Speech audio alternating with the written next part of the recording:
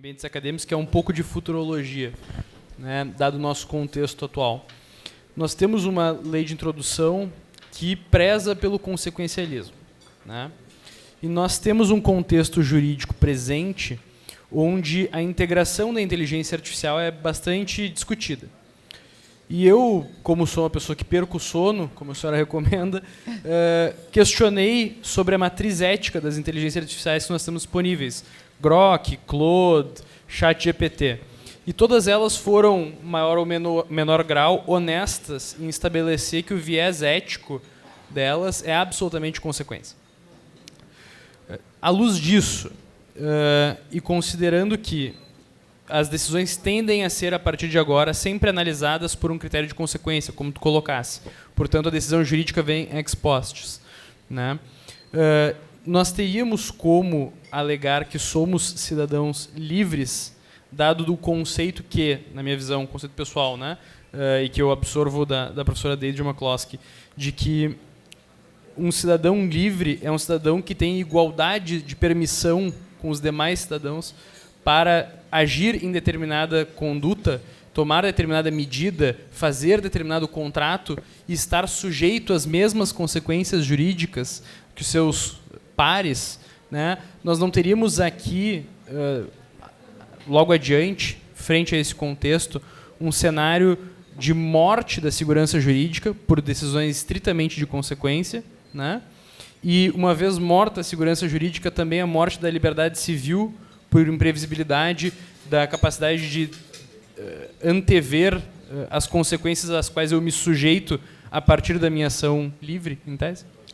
Eu tendo a concordar e penso que liberdade ela é sempre em concreto. A liberdade é sempre uma liberdade situada, né? Então, eu penso, vamos dizer assim, eu tenho três grandes óbices a esse código, né? Primeiro é a instrumentalização de instâncias outras pelo direito, ou querendo fazer através do direito. A morte da cultura e da ciência, que me são muito caras, não por acaso, fui professora por 30 anos, né? E a morte da técnica, porque o ministro Moreira Alves dizia algo que acho que ele tem inteira razão. Ele dizia assim, o domínio técnico da linguagem do direito, ele tem um fim. O fim dele é promover certeza sobre o direito, é promover segurança jurídica. Não é por ser bonito, ou por parecer culto, ou etc. Não é? Mas é exatamente isso. Quando nós entregamos uma lei central, como o Código Civil, e, num certo sentido, ela tem mais impacto no nosso cotidiano do que a própria Constituição, feita dessa maneira, atribuindo, vamos dizer, um poder tão desmesurado que nós não sabemos sequer qual o critério que ele será aplicado, nós vamos ter a morte da liberdade. Não há sequer a possibilidade de pensar a liberdade em abstrato, quando nós não saberemos minimamente quais são as regras que pautam o nosso agir lícito ou ilícito. Então, é um perigo para a democracia. É um perigo concreto para a democracia. O problema desse código não é só porque ele é muito mal feito, não é só porque, vamos dizer, ele demonstra uma profunda ausência de técnica e de cultura jurídica elementar, mas porque ele tem esse mal maior, né? Ele vai acabar com qualquer barreira quanto à possibilidade da nossa vida, de nós calcularmos os riscos a que nós estamos sujeitos e faltarmos o nosso agir. Porque, só para complementar, quais são os princípios básicos do direito privado? Autonomia privada, mas a autonomia privada ela gera imediatamente, em igual medida, a autorresponsabilidade. E nós não mais poderíamos ser responsáveis. É isso. Eu só posso ser responsável pelas consequências que eu assumo na minha conduta quando eu atomo inicialmente, né? Perfeitamente. Isso. Pessoal, nós vamos agora abrir para perguntas. Já temos o Leonardo Corrêa com a mão elevadíssima. Então, professor. Não, na verdade, é só uma consideração. Eu gosto de Jackson Pollock. Só que parece que eles pegaram a tinta da incerteza, Adoro. a tinta da imprevisão e a tinta do absurdo, espalharam pelo código inteiro e fizeram um monstrengo, que é como eu chamo aquele código. É exato, e ele não é nada mais do que isso. O Barnett estava falando sobre liberdade, né? Sobre a questão toda a questão da liberdade, dos direitos naturais, que eu acho que foram super deturpados no Brasil. Quando eu estudei direito, já não se falava em direitos naturais. E direitos naturais, para mim, são anteriores aos Estados. Todos nós temos direitos a eles, mas eles são reguláveis, como o Barnett estava falando na apresentação, na entrevista que ele deu. Eu acho que esse PL é inconstitucional. Eu acho que ele viola os nossos direitos naturais, primeiro, mesmo que sejam os previstos expressamente no artigo 5º da Constituição, e ele viola a separação de poderes. Porque a função do legislador é dizer para o povo como o povo deve se comportar.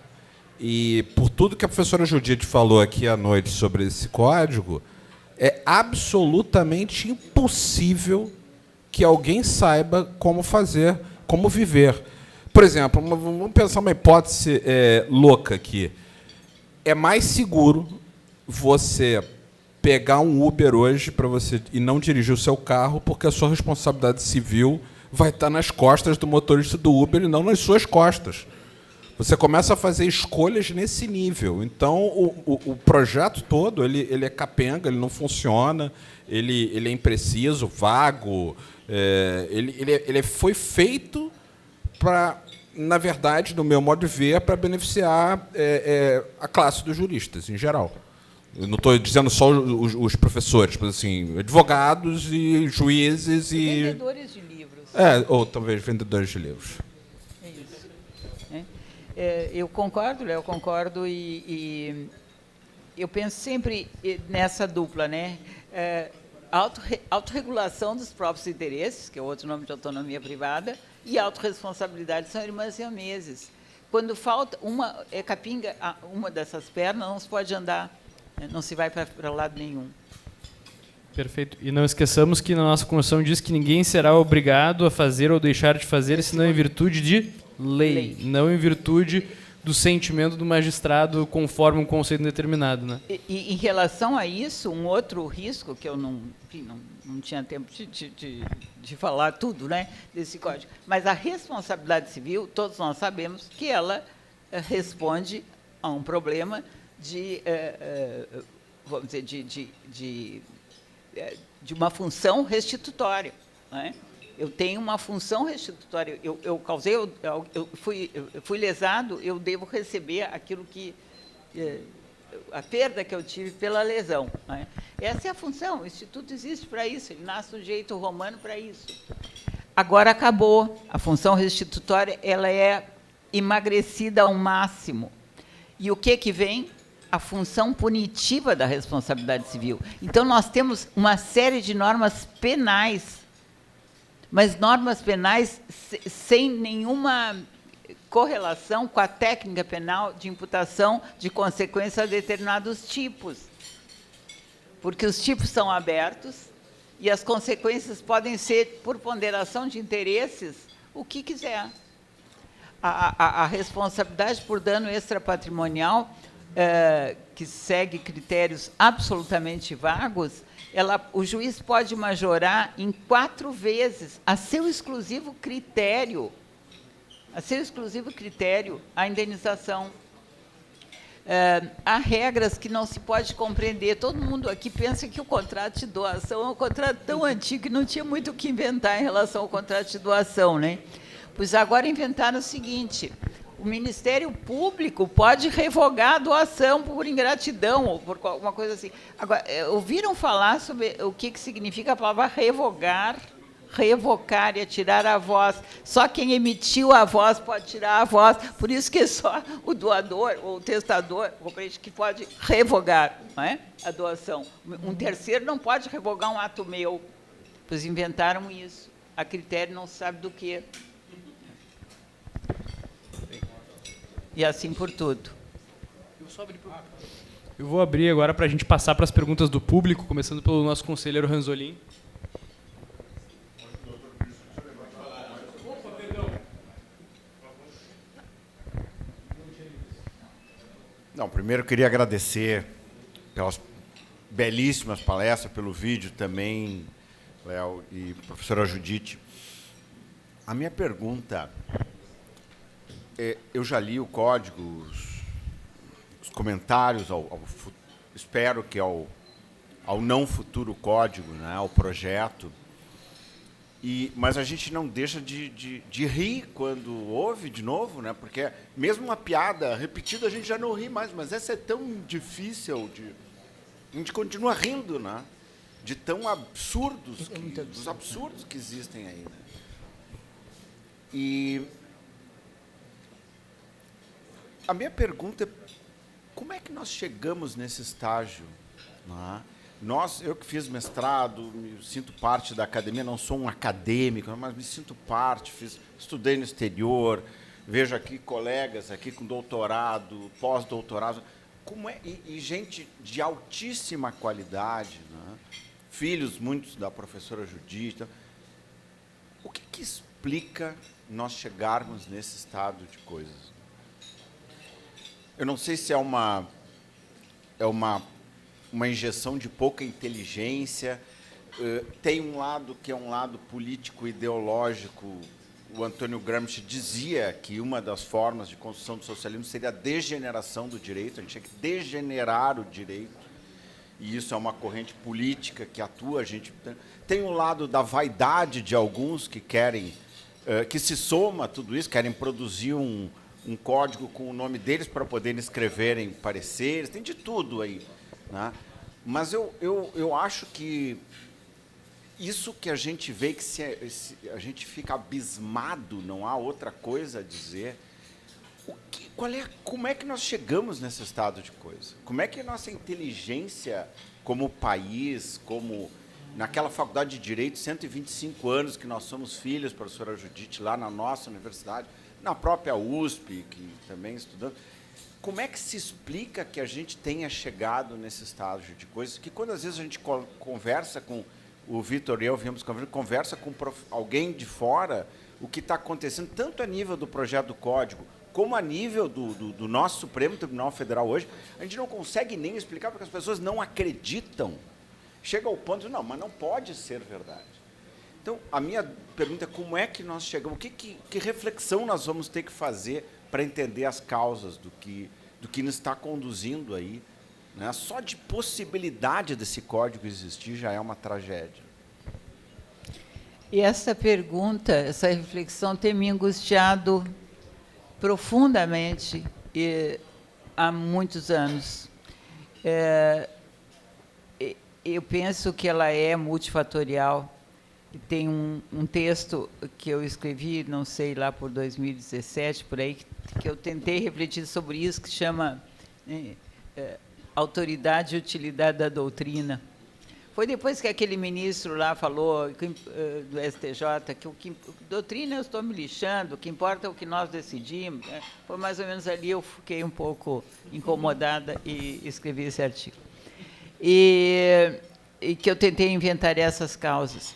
Mas hoje eu tenho pensado que, em grande parte, não exclusivamente, mas em grande parte, isto se criou porque nós fechamos os olhos para a realidade. E nós ficamos confortavelmente instalados na nossa bolha. Da minha parte, isto ocorre principalmente quando entra a arbitragem. E a arbitragem ainda é um campo em que dá gosto trabalhar, porque se sabe o que se escreve vai ser entendido pelos árbitros, pelos nossos colegas. A minha atividade profissional, eu sou árbitra, mas a principal atividade é como parecerista. Quando eu comecei, lá por 2010, por aí, pouco antes até, ter pedidos de parecer, no início era só, obviamente, para ações judiciais. Depois, com o passar do tempo, eu notava que metade dos pareceres que eu dava para o judiciário, metade para a arbitragem. Com um detalhe importante, quando era para o judiciário, o advogado que me procurava dizia assim, a senhora pode depois fazer uma síntese, uns bullets, porque é só o que eles vão ler. Micro parecer, né?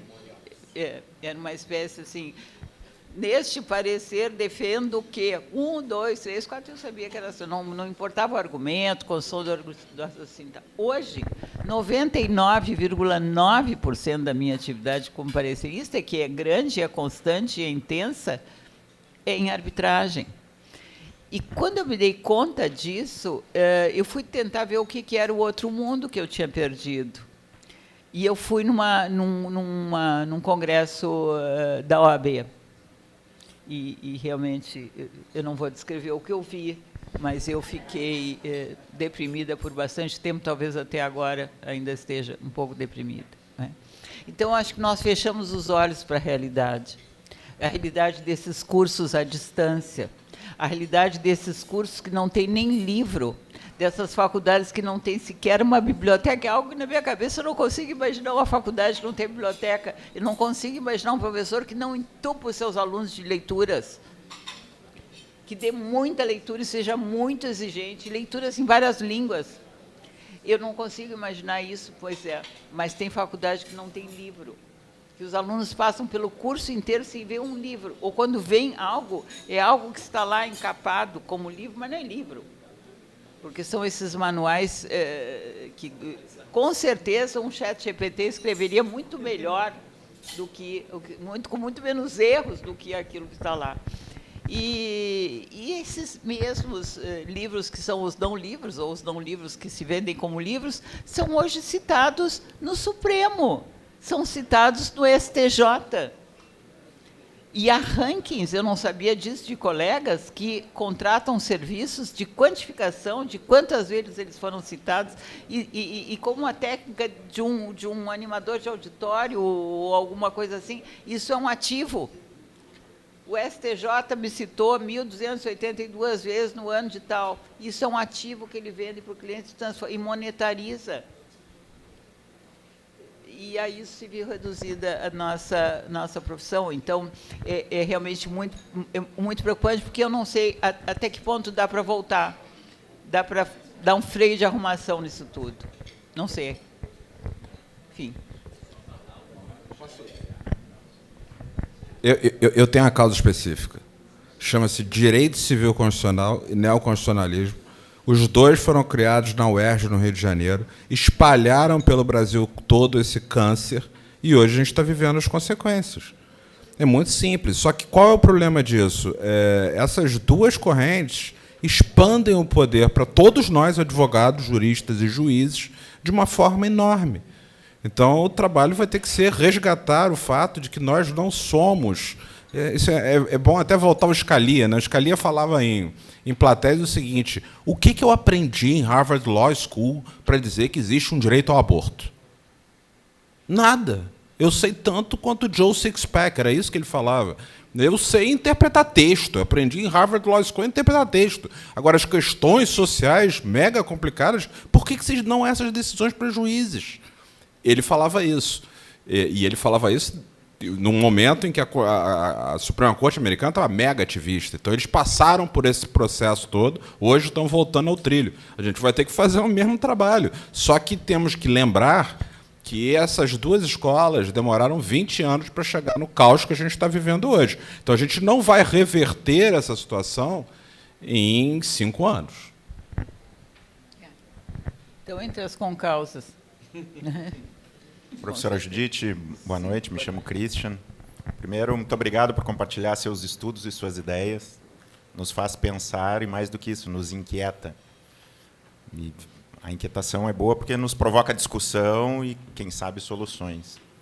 Mas eu não tenho dúvida de que o novo código prevê superjuízes, num mundo onde os juízes são o mínimo. Pouco julgam, menos qualificados estão do que no passado, e tem milhares e milhares de processos. As cláusulas gerais ou cláusulas abertas nos trazem essa dificuldade e essa inquietude. Mas eu não tenho dúvida de que nós estamos num trem descarrilhado e que ele não vai parar. Eu não tenho dúvida de que um código vai ser aprovado ou reformado. Então, lhe pergunto, como nós podemos, na sua visão, minorar os efeitos disso? Obviamente que mudando algumas das cláusulas, mas de uma forma mais efetiva, pragmática e prática, como podemos discutir isso no parlamento para que isso para que resulte num código, usar uma expressão coloquial, menos pior. É isso. Os defeitos desse código são estruturais e transversais. Ele não tem conserto. Não tem conserto. Não é dizer...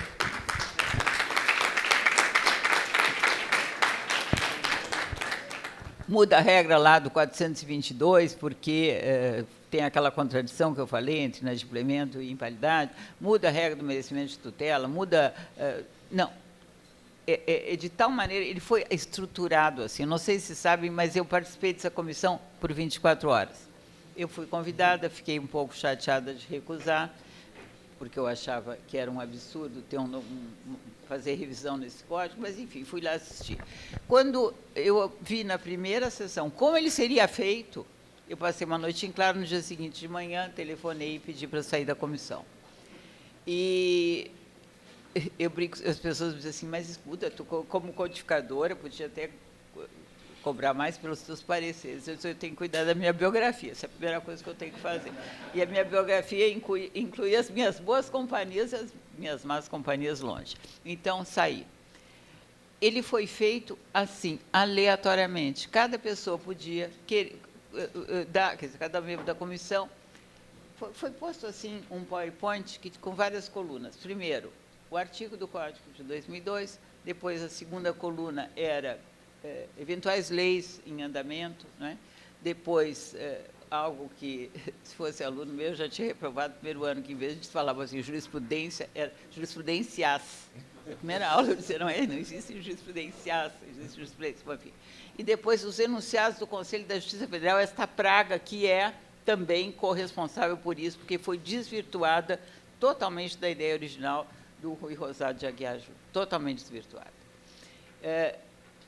E cada pessoa podia... E depois a última coluna, a contribuição do membro. Ele podia, sem explicar, sem justificar por que a regra tinha que ser mudada, por que ela estava desatendendo a sociedade.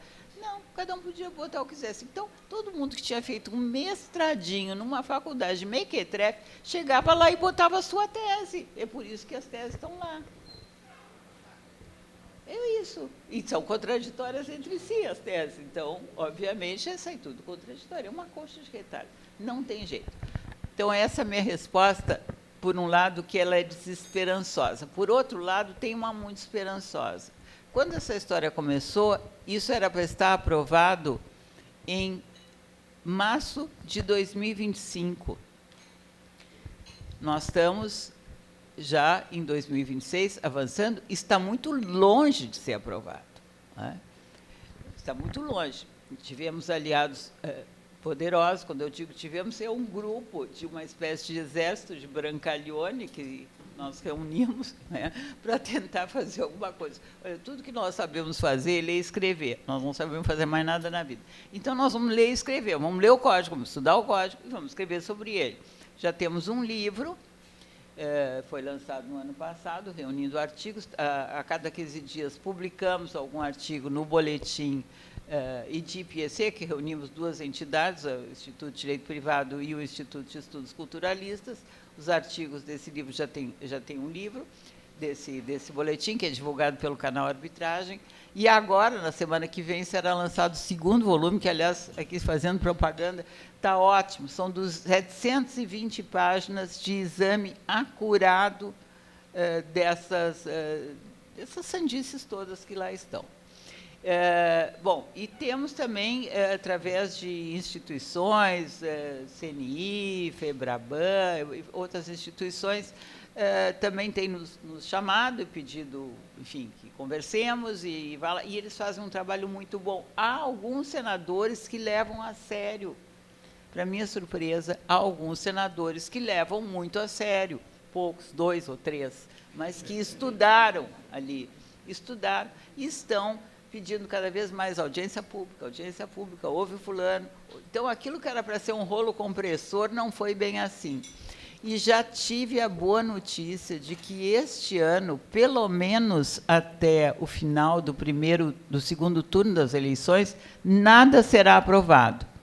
Há uma janela muito perigosa que é entre, onde passam tudo, é a Bacia das Almas, que é entre o final do segundo turno e o início da próxima legislatura. Ali é o perigo disso passar de roldão, assim como o Código Comercial passou, né? Mas está lá engavetado até hoje. Então, comecei a ter uma pontinha de esperança de que isto possa, idealmente seria ser votado e arquivado, e não idealmente, mas, enfim, também ficar esquecido lá numa prateleira, numa gaveta, né? Isso é o lado ruim disso, que a qualquer momento ele pode ser ressuscitado, né? Mas, enfim, então, eu tenho esperança que, se nós continuarmos trabalhando, se cada um aqui falar com o deputado, senador, enfim, que conhece, tentar esclarecer, porque as pessoas não sabem. Olha a quantidade de vezes, eu estou falando pelo Brasil inteiro, eu estou como caixeiro viajante, eu estou em Fortaleza, eu estou em Belo Horizonte, em São Paulo, falando, e professores de direito civil. Ontem mesmo falei na FEVALE, que é uma faculdade aqui em Novo Hamburgo, tinham lá uns 14, 15 professores, metade do departamento estava lá, eles não sabiam. Veja, se os próprios professores de direito não têm conhecimento, o que nós podemos exigir, né, dos demais? Então, nós temos que, em primeiro lugar, mostrar, olha, isso é assim, é ruim por isso, por aquilo. Nós temos argumentos, não temos ataques pessoal a ninguém, né? Temos sofrido muito ataque pessoal, mas não temos ataque pessoal a ninguém. Nós discutimos ideias e textos que estão lá e não são corretos, não são justificáveis à luz do sistema, à luz do direito brasileiro, né? E é isso que temos feito. Então, cada um aqui, se puder falar que o código é muito ruim, pronto, já ajuda. Um projeto paralelo não se tem notícia. Não, porque não foi por isso, mas uma das acusações é que todos nós que éramos críticos, nós estávamos naturalmente com inveja, etc. Né? Bom, e olha, seria incoerente da nossa parte fazer um projeto paralelo se nós partimos da ideia de que não precisa um código. É claro que o Código Civil precisa de alterações pontuais, mas nesses últimos 20 anos, né, de 2002 para hoje, só eu contei mais de 50 alterações do Código. Aliás, todas para pior, tá? Mas mais de 50 alterações do Código. Né? Então, o Código é assim, ele constantemente está sendo adequado para a realidade. Não é? Agora, veja, o Código de Napoleão, 1807, ele foi mexido pela primeira vez agora, há pouco tempo. E foi mexido só no capítulo da responsabilidade civil, depois de 20 anos de debate. E está lá, funciona, o código é isso, é uma lei para dar estabilidade, é uma lei para ser estável, é uma lei para regrar aquilo que é estável. O que não é estável, põe em lei especial. Agora, botar um direito digital, que muda a cada dia, aliás, tem 4, 5, 6 leis sobre direito digital hoje no Brasil, não é? Esse projeto chega a ser piada pronta, né, como diz o José Simão. Ele regrava o Skype. Antes de virar projeto, o Skype desapareceu. Não é matéria para código. Matéria para código é contrato, é propriedade, é família. Isso é matéria para código. Contrato, vocês não imaginam o que fizeram. Dividiram os contratos sem nenhum critério em contratos paritários, não paritários, simétricos, assimétricos, tem, sei lá, tem umas 5, 6 etiquetas que não querem dizer nada e que colocam todos os contratos sob esse crivo, mas isso tem repercussões em matéria de prova, tem repercussões por todo o código, né? Em matéria de revisão contratual, enfim, em todas as matérias. Obviamente, será impossível contratar. Será impossível contratar, porque ninguém sabe que tipo de contrato está fazendo. O que o juiz vai dizer? Simétrico, por quê? Porque são 2 contratantes com o mesmo poder. Hoje mesmo entreguei um parecer que era um problema de coação econômica em uma empresa riquíssima, mas estava sendo coagida porque o insumo do qual ela depende estava sendo fabricado pela outra e que, evidentemente, fazia um abuso de posição dominante e pronto, né? Era um problema de coação econômica. Agora, vou dizer que elas são paritárias em poder, talvez a empresa vítima tenha até mais poderio econômico que a outra. Qual é o critério da simetria, da paridade ou da não paridade? Sem nenhum critério, gente. É isso que mais me espanta. né? E um direito sem critério, ele não é direito, é arbítrio, é não direito. Boa noite, professora Judite. Boa noite, professor Leonardo. Presidente Gustavo, na pessoa de quem eu saldo todos os realizadores do evento. A minha pergunta é um tanto deslocada. A gente está falando um pouco do papel dos juízes e etc. Mas eu queria entender de vocês o que vocês pensam a respeito de o legislativo estar abrindo mão de todo esse poder. Porque no momento em que a gente desloca para os conceitos indeterminados, toda essa doutrina, a gente acaba tirando a força da lei, etc. Mas por que o legislativo está com esse projeto de abdicar do poder que tem de fazer valer nas relações privadas a sua vontade através da lei posta, né? E entregando para o juiz todo esse poder de determinar? Porque, afinal de contas, se o legislador tem o poder hoje, por que ele vai entregar para outra pessoa? Essa é outra pergunta não respondida, porque isso é um total paradoxo, né? Tem uma regra que diz de poder não se abre mão, né? Aqui não, exatamente o contrário. É um poder que é legítimo, né? O poder constitucional, legislativo, que ele está abrindo mão. Agora, a impressão que eu tenho é que não sabem. Não leram. Não, claro, eu tenho certeza, porque eu conversei, não leram. Né? Alguns assessores um pouco mais bem formados leram, mas são assim, conta nos dedos. A grande maioria não leu, não tem ideia do que está votando. Não é só em relação a esse código, em relação a qualquer coisa. Por isso que tem tanta lei incongruente. Aprovaram, no ano passado, entrou em vigor, no dia 19 de dezembro passado, uma nova Lei Geral de Seguro, que regula, fora do Código Civil, todas as relações securitárias. Essa lei eu participei. 20 anos de debate, de esclarecimento, os grandes, sei lá, doutores, especialistas da Europa, da América Latina, dos Estados Unidos, vinham ao Brasil a congressos. Eu participei de uns 8 congressos sobre essa lei. Pode não gostar da lei, agora, é uma lei que foi pensada, que foi refletida, que foi burilada, etc., etc. Né? Passou por um processo verdadeiramente democrático de ouvir representante de consumidor, representante de seguradora, de resseguradora, de não sei o que, até sair a lei. Muito bem, está lá. Entrou em vigor dia 19 de dezembro. O Código Civil já modifica tudo e volta para um direito de seguro anterior ao Código 16. Então, enfim, será que eles leram a lei que eles aprovaram? Juros, a mesma coisa. Depois de todo esse debate sobre juros, essa confusão sobre juros, essa insegurança sobre juros, sai uma lei sobre juros. Gostou, não gostou, mas é uma lei, está lá, tem seu critério. Depois eles modificam tudo de novo. Quem é que vai planejar uma atividade econômica assim? É porque não leem.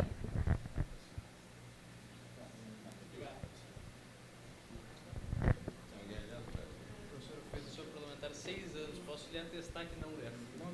Então, bom, muito boa noite a todos. Dirijo em especial um agradecimento ao professor Leonardo pela organização do evento, junto com o Alexo. Também agradeço as palavras da professora Judite. Professora, é realmente uma honra me dirigir à senhora e eu vou me aproveitar dessa oportunidade para lhe pedir um conselho, como um mestrando atualmente. Nós estamos falando de técnicas legislativas que deixam um espaço grande de discricionariedade. Aquele que acaba aplicando esses dispositivos indeterminados, como a senhora mencionou.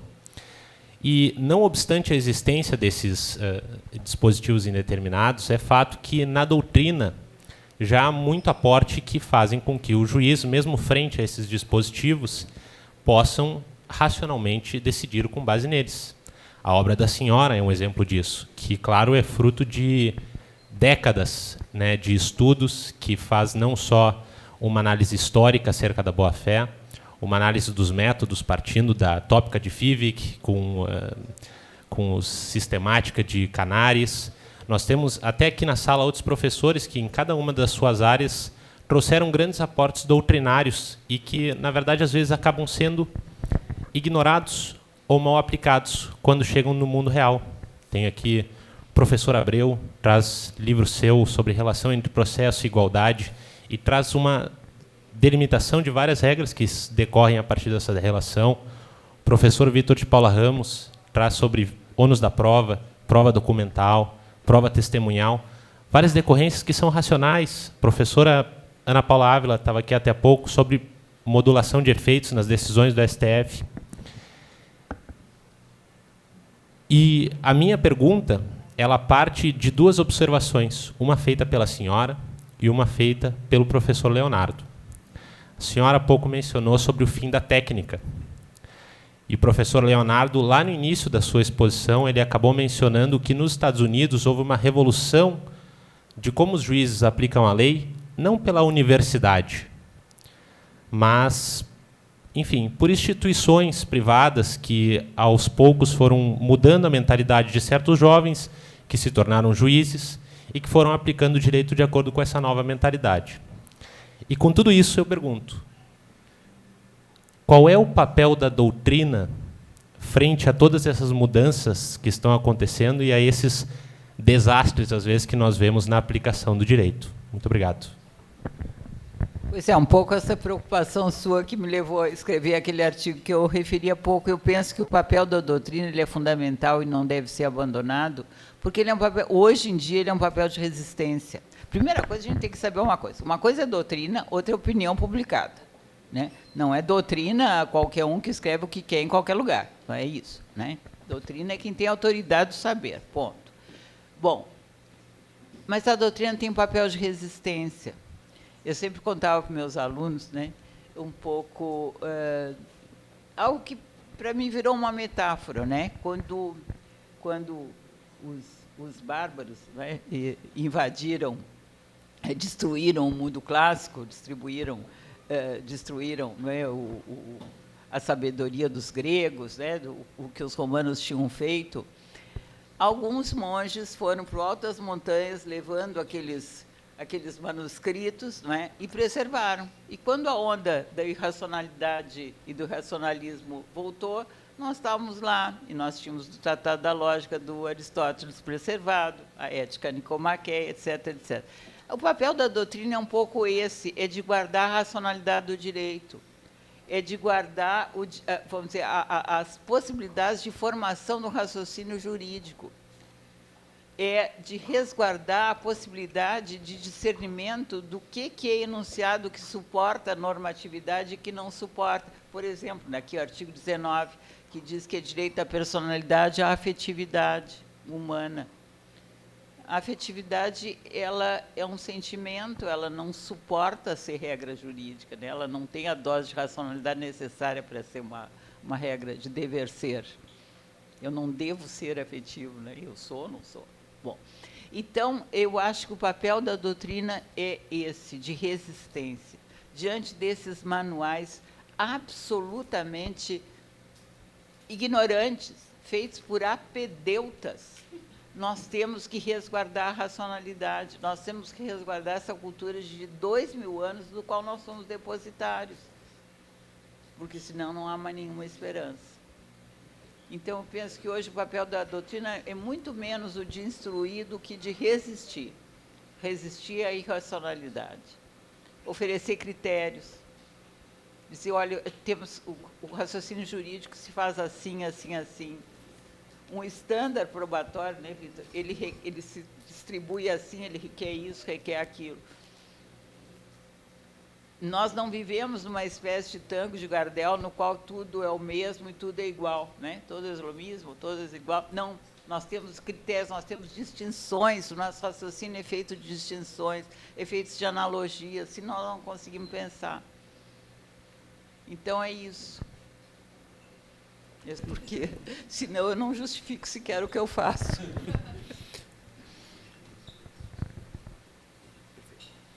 Pessoal, perdão, professor Gitti, pelo avançado da hora, nós vamos passar os vinhos para sobreviver às notícias do código, né? Que acho que vamos ajudar, e a parte de trocarmos ideias uns com os outros, que é muito importante também. Mas gostaria muito de lhe agradecer pela sua fala, pela fala do professor Leonardo Corrêa, que além de professor, é colega de trincheira na briga do dia a dia também, de manter essa cultura jurídica para além do campo doutrinário, também nos embates, nos artigos e nas pressões de advocacy que fazemos com grande frequência.